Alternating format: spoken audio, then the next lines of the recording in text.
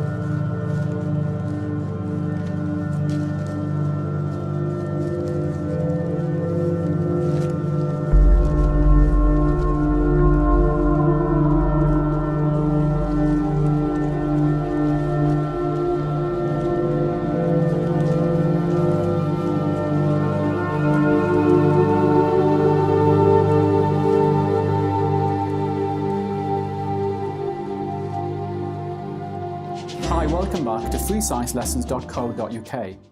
By the end of this video, you should be able to describe what's meant by the words monomer and polymer. You should be able to identify the monomer used to make a specific polymer. And finally, you should be able to draw the repeating unit for a polymer. Now, the final 2 points do sound difficult, but are actually quite easy. Okay, so what exactly do we mean by polymers? Well, polymers are what we would call plastics, and I've shown you some here. Polymers are used to make thousands of things, including dressings to help wounds heal faster, hydrogels, which are polymers that hold onto water, such as contact lenses, and waterproof fabrics, such as this jacket. In fact, polymers are used to make thousands of things, so they're a critical part of modern life. So we're going to start by taking a look at the words monomers and polymers. Well, monomers are small identical molecules that we use to make polymers, and I've shown you them here as these circles. So these represent monomers. Now the word mono means one, because monomers are individual molecules. We can take our monomers and join them together to make a chain, and we call this chain a polymer. The word poly means many, because polymers contain many monomers joined together into a chain. Now, one key fact that you should learn is that monomers are always alkenes. In other words, they have a carbon-to-carbon double covalent bond. And a good example is ethene. So remember that monomers are alkenes. Okay, here I've taken 3 molecules of ethene and there they are. Here's the first molecule of ethene, here's the second, and here's the third. And I'm going to join them together to form the polymer, and here it is. Now this is called polyethene because we join together many ethene molecules. So remember that the monomer is ethene, and if you look at the polymer you can see how the monomers have joined together. Now you'll notice that we have carbon-to-carbon double bonds in the monomer, but in the polymer we now have carbon-to-carbon single bonds. So to recap, the monomer is ethene and the polymer is polyethene. Now you should be able to work out the monomer that was used to make a given polymer. So let's take another look at polyethene. We can identify the monomer by taking 2 carbons next to each other like this. We then draw them with the atoms attached to those carbons. And finally we change the carbon-to-carbon single bond back to a double bond like this, because as we said, monomers are alkenes. Okay, we're going to take a look at another polymer now, and here it is. This is called polychloroethene, but don't get hung up on the name. Now it does take a long time to draw out a whole polymer like this, so instead scientists draw the repeating unit, which is a sort of snapshot of what the polymer looks like. In your exam, you could be asked to draw the repeating unit for a polymer that you're given, so I'm going to show you how to do it.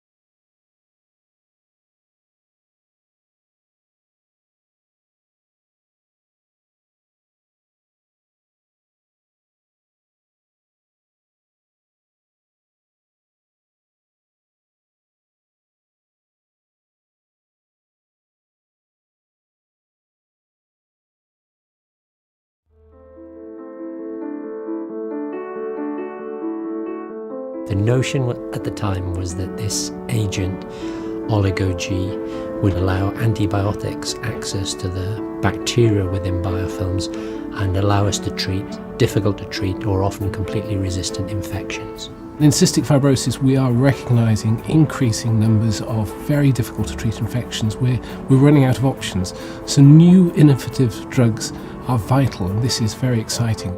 The innovation here was to realise that treatment of multi-drug resistant and antibiotic resistant organisms in the laboratory was facilitated by prior exposure to these compounds, which are in fact derived from seaweed.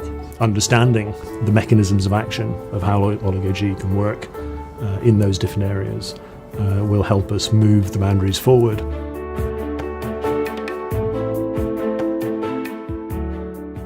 Seeing something that you developed in the laboratory transformed into a clinical product for the treatment of patients. That has been where the immense satisfaction has lied, and also where the fun has been.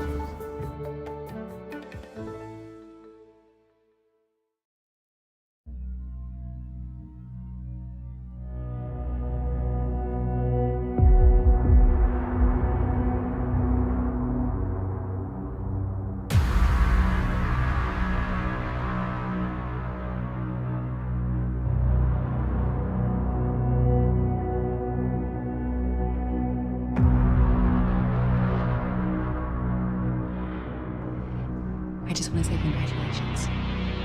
You've been selected for a very exciting business opportunity. Okay. Let's see if I can